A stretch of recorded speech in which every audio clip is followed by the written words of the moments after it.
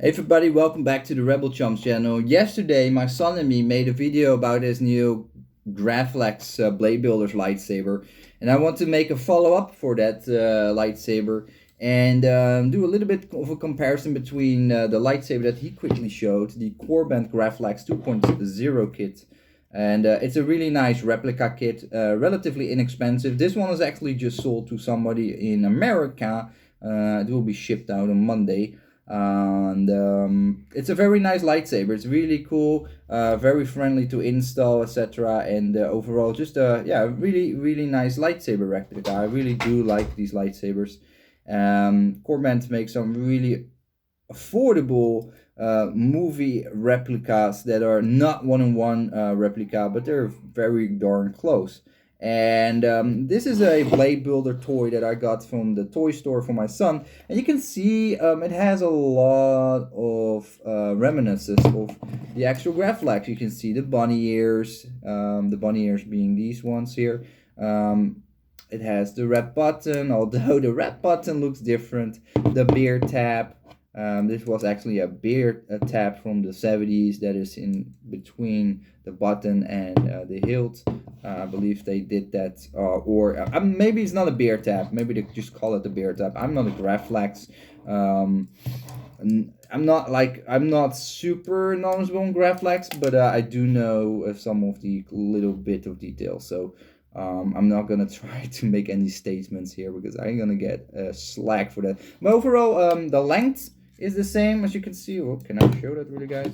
Well, the length is kind of the same. The thickness is actually quite close as well. You wouldn't say that maybe from the video, but the thicknesses are very close to each other. And even the control box are more or less on the same era and the same dimensions. See, the control box are almost as long. It has the little brass pins here, like the Corman Graflex kit. And yeah, it's overall very nice little lightsabers. What I like about these ones, I'll put the Graflex aside for a moment, is there's no electronics in there. This is just a very simple plastic toy with a blade that extends or shots it all the way into the hilt. These are really great lightsabers for small kids. I rather give them this than a YDD lightsaber or any lightsaber with electronics in them, because kids tend to do stupid things like taking out the blade block, looking in the LED, get blinded, maybe get a blind spot on the iris. All kinds of stuff can happen to a small kid. Lightsaber, maybe if they drop it a lot, the battery might caught fire, or it just not great for little kids. Like, and I'm with little kids, I mean up till, I would say, 10, 11 years old. Maybe some people will argue 12 years old, but till that age, I'd rather give them plastic lightsabers. Although my son already can handle his Shiva from the boxer, which I can't find here anywhere at the moment. But that's only because his daddy is with lightsabers so much. I'm so busy with lightsabers always that I actually educate my kids constantly on the dangers of lightsabers, and I mean the LED shining in their eyes, or dropping it a lot with the battery inside, that you just have to learn how to be careful with it. No water nearby. So I do highly recommend these blade builder for kids. And if you want to do an inexpensive cosplay as Rey or Anakin Skywalker for Halloween, for example, these kind of lightsabers are perfect. They're static props; they just hang off your belt, so you won't be able to light it up, etc. So it's a really bare bone type of product, but for kids it's perfect. Of course, if you want something nice on the shelves, you can just get an empty Graflex like this, but then you're in the sub 200 US dollar, and this is of course way cheaper, like 10, 20 US dollar max per hilt. And yeah, for kid toys it's perfect. For collector, not much. In my first video in 2015, I said, wow, this is these lightsabers are nice to modify and put electronics in there. I have to restate that I wouldn't recommend that, and spending money on putting electronics in these kind of lightsabers, it's kind of a waste of money in my opinion. But nonetheless, nice lightsabers, and I do like them actually for the fact that I can actually spin these lightsabers at my home. They will drop on the ground. Don't basically they will not engulf any damage to my chairs, tables, TVs, whatever. I can smack them safely around in the house because they're super light and sturdy. Yeah, it's just ideal for spinning. This is a really ideal lightsaber for indoor spinning. Just flicking around, having it with you all the time, and just spinning around. And it's not exactly the same weight, or it's far from the same weight as, for example, a stun saber with a blade in there that you're going to actually use for lightsaber spinning, practicing, etc. But it does, it constantly help you to practice your motions, and you can have it on the couch, etc. because the blade is so small. And yeah, these I do recommend any lightsaber collector to have a couple of these ones just in your collection.